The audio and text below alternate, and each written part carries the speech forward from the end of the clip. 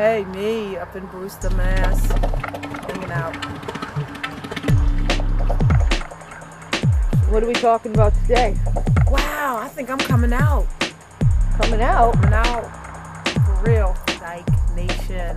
Ooh. Okay? No, I came out in 1975. As a lesbian, I ran to Chicago. I was like, what? Me? I got to go. I had to leave Philly. I wasn't trying to get beat up on South Street, strolling up and down to the gay bars. My mom didn't quite know yet. It was time to go. Ended up I joined the Army. That was my way out. I got there, basic training. I was like, wow, women. Scared out of my pants. I did complete that. Went into Chicago, went to my first gay bar, came out day one in the bar, decided to go AWOL. Oops, I'm crazy. I got to get out of here. So that was pretty much my intro to being a lesbian.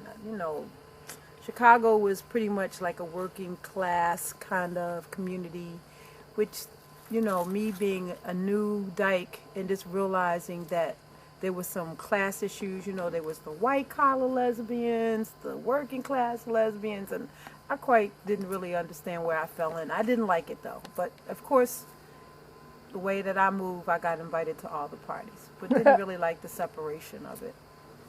I think that I lasted about 2 years in Chicago, and then I had to get back to Philly.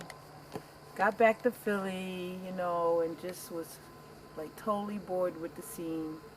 And one of my friends was like, go to California. So I went out there and I met this sister, Sandy Ajita, one of the baddest drummers, total raw, thugged out from Philly, but smart as ever. Unfortunately, she was into drinking Thunderbird, so that caught up with her later. But I mean, she just really taught me a lot about, feeling, which way, the butch type of vibe. She was like Stone Cold Butch from like the 60s. And so she showed me how to be tough, how to be strong. And, I walked that walk, as a dyke, which I would say later it caught up with me because I wasn't as strong as I thought I was, as far as I'm a dude, I'm strong, I'm butch. I finally, met a young lady that I really, really liked, total femmed out, and she would not walk up the street with me strolling. She was like, look, you're not strolling up the street with me. You can be yourself. So, that was totally, like, wow. What's this? I could put my shoulders down. I could be myself. What did it mean to be strolling? Like, it was like, like this, like, what's up? Like total thugged out male identity, which was really a lot for me to carry on, to carry forward. Like, I couldn't be like that. did you feel pressured? I felt pressured. But I also fell into the role of it, like that Papi syndrome thing. I got to take care of my woman. Most of the women that I was attracted to were straight women or bi women. And, they expect you, to put you in this role that, hey, you got to take care of me. And that's what I fell for. I got off on that shit. I had a good job. And I was spending all my money, $200 jeans, shoes, all that crap. Spending all my money, all my blessings, and thinking that, I'm going to get something, some love. Now that I see, I'm totally like not going that route anymore. I'm done with the Papi syndrome. I'm just going to be who I need to be. And it's very interesting, though. I mean, you almost played a role. I find out that even straight couples don't even come like that. I talked to a couple brothers. They were like, look, she better get a job, okay? So, you actually had women in my life quit their jobs thinking that I was going to take care of them. But, I'm not pointing the finger. I'm not blaming. I played the role, but I'm done. Retired Papi. So, we'll see. Maybe I can get a femme to take care of me. That'll be funny. Yeah. So, I just found out that being tough or being butch didn't mean that, my responsibilities were to take care of anybody financially. That's not what it's about. Where do you feel that came The from? older sisters, the older studs, like, that came up with Sandy Ajita. I think right now they'll probably be in their late 60s, early 70s. I mean, they were like strapped down, the breasts, no touching sexually. And these were my mentors growing up. They had like 15 years on me, and they were my role models. So did you have conversations about how to be? I mean, did they say I didn't really. I mean, one time, I was crying because I was broke because I had spent all my money, and I remember this older, but she like punched me right in my chest, like, "What you crying for? Be a man, be strong. What do you?" And I was like, "What?" First of all, she punched me hard, and I was like, "No, that's not it." I thought about it, and that wasn't me. It just wasn't me. It was definitely, I would say, a role. And, the role playing for me is just, I know who I am. Yeah, I'm aggressive. I like that. I can be soft. I can be strong. I could be butch, but that doesn't mean that I got to come taking care of, women. What you start off with, pretty much is what you end up with.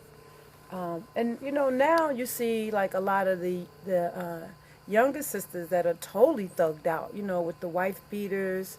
And I'm not even quite sure they, know that they're gay, or they're, portraying this strong male kind of image, maybe from the videos that they see on TV. I'm not quite sure, if they're gay or they're just thugged. That's the fashion, to emulate a male and not even try to walk into their femininity.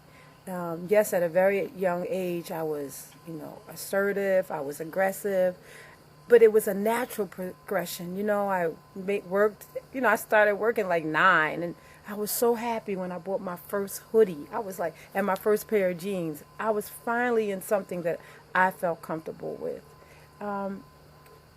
But I don't think that it was totally male. When I got my period, I was like, oh, what is this? I had cramps like any other girl. So, I would be really interested to hear how the young sisters think about, where are their heads as far as, looking male or acting male, and what's inside. That part has me talking today. It's like, don't think that you got to play that role and take care of another woman. It should definitely be an equal love and sharing of each other in the gay life. Regardless of what role you're trying to play. Strong, soft. You don't have to spend your money just because, you want to emulate this straight culture, because it's just an illusion. And it really doesn't happen.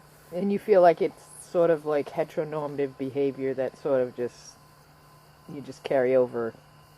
You might be queer, but you still think that the straight community, the man takes care of everything. Right. I mean, yeah.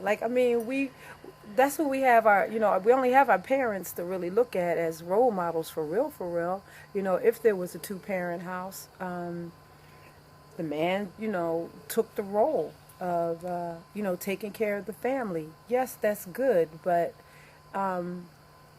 most of the time in my household, and a lot of households, doesn't matter what culture you are, there was the women that took care of the family.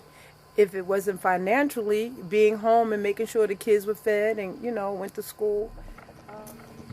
So what's your advice to the young sisters out there? Or studs, or butch? I mean, be who you are, but don't forget, where you came from. Just, don't be afraid to feel what you need to feel. You need to cry when you want to cry.